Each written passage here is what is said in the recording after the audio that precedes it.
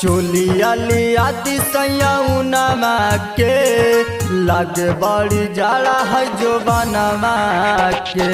चोलिया लिया दिसयौनमा के लागे बड़ी जाड़ा है जो बनवा के।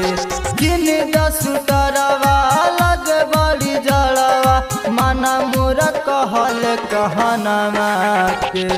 चोलिया लिया दिसयौनमा के लागे बड़ी जाड़ा है जो बनवा के। चोलिया लिया दिसयौनमा के लागे बड़ी जाड़ा है जो बनवा के। ला दिना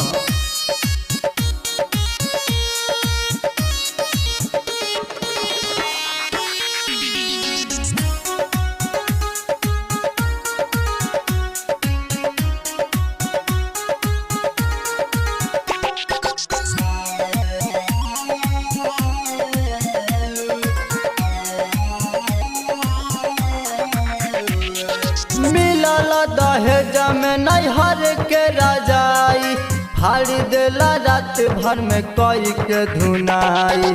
मिलल दहेज में नैहर के राजाई फाड़ी देला रात में कई के धुनाई।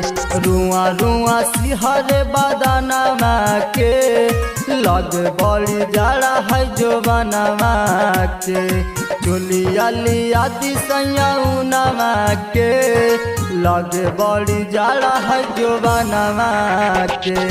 चोलिया लिया दिसयौनमा के लगे बड़ी जाड़ा है जो बनवा के।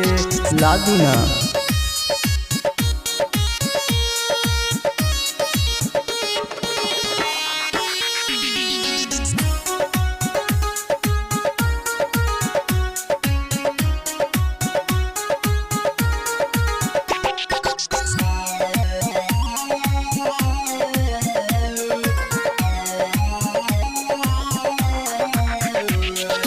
जबल नकिन के लाई बाबू तमजी तबल न कोराबा में सुत दे हमजी।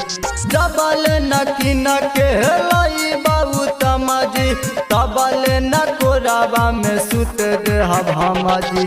बेच पड़ी भले गेहूँ धानवा के चोलिया लिया दिसयौनमा के लागे बड़ी जाड़ा है जो बनवा के। चोलिया लिया दिसयौनमा के लागे बड़ी जाड़ा है जो बनवा के।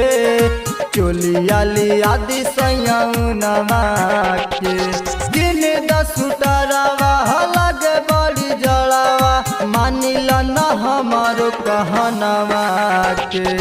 चोलिया लिया दिसयौनमा के लागे बड़ी जाड़ा है जो बनवा के।